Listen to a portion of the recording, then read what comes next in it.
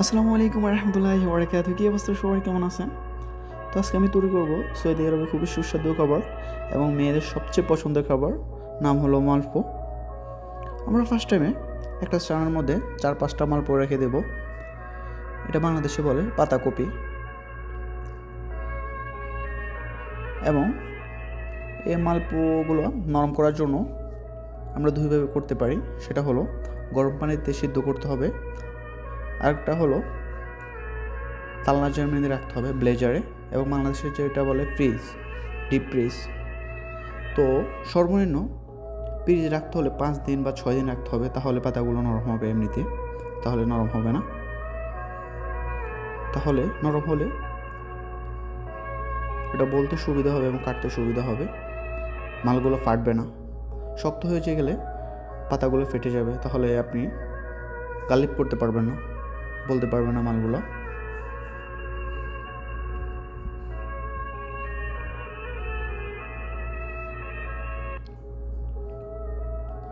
এবং পাতাগুলো খুবই সুন্দর থাকতে হবে, ফ্রেশ থাকতে হবে, বিশেষ করে ছিঁড়া ফাটা থাকা যাবে না, তাহলে দেখতে খারাপ দেখা যাবে।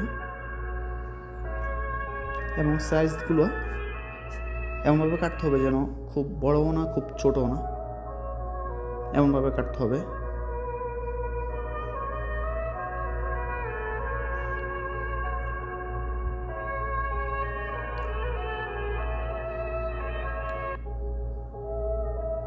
এবং বিশেষ করে সৌদি আরব, মাসরি, সুরি, দুবাই, এইসব দেশের মেয়েরা সবচেয়ে খেতে পছন্দ করে এগুলো। ওয়ারাগানফ মালপো এখন যেটা বানাচ্ছি এটা হলো মালপো। ওয়ারাগানফ এবং মালপো দুইটাই সেম, হয়তো বা পাতাটা বেশ কম শুধু, তাহলে সব কিছুই সেম।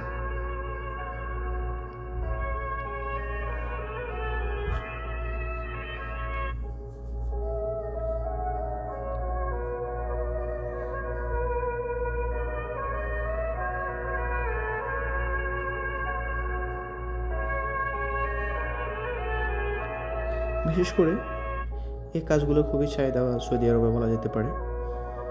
এগুলো কাজ জানলে আপনি যে কোনো রেস্টুরেন্টে কাজ করতে পারবেন এবং কাজের অভাব হবে না।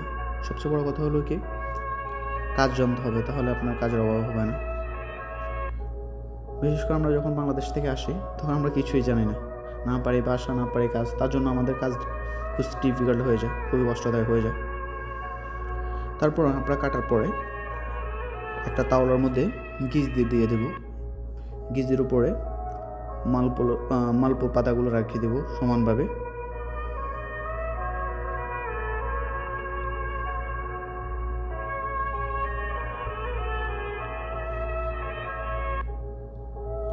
সিরিয়াল বাই সিরিয়াল পাতাগুলো রাখবো, তাহলে বলতে সুবিধা হবে।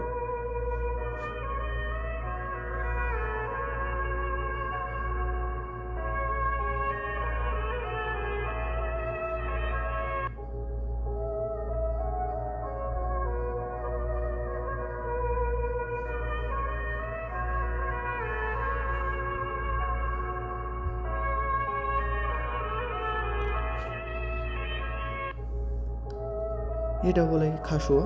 এটা চাউলের সাথে বিভিন্ন ক্ষুদ্র মিশানো আছে।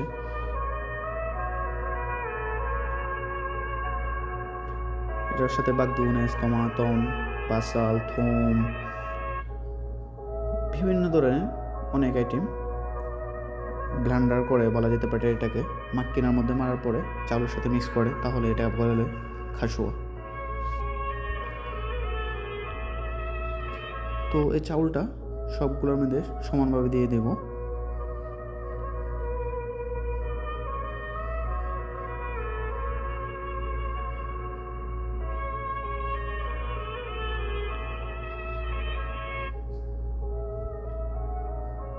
চাউল দেওয়ার পরে এবার আমরা গার্লিক বলবো। এখন এটা খুবই ডিফিকাল্ট বলতে, কারণ এমনভাবে বলতে হবে যেন পাতাটা না ছোটে। এটা এখনও কিন্তু খাওয়ার উপযুক্ত না, এটার পরে সিদ্ধ করলে তখন যে খাওয়ার উপযুক্ত হবে, এখনও এটা কাঁচা।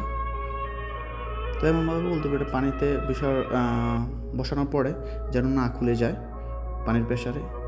সো খুবই টাইট করে বলতে হবে, লুজ করে বলা যাবে না, এবং সবগুলো সমানভাবে বলতে হবে। বেশি বড় বলা যাবে না, ছোট বলা যাবে না, সবগুলো সমান থাকবে। দেখতে পাচ্ছেন সেম এরকম সবগুলো থাকবে।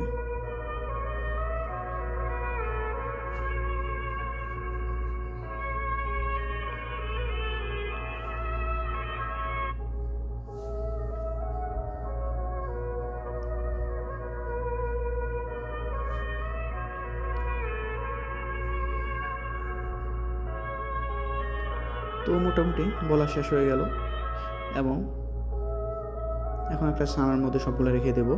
বিশেষ করে এগুলো বাইরে বেশিক্ষণ রাখা যাবে না, তাহলে নষ্ট হয়ে যাবে। বলার পরে তালাজার মধ্যে রাখতে হবে, ফ্রিজে রাখতে হবে। খুবই দেখতে সুন্দর, এবং এটা কিন্তু এখনও খাবার উপযুক্ত হয়নি, এটা সিদ্ধ করলে খাবার উপযুক্ত হবে।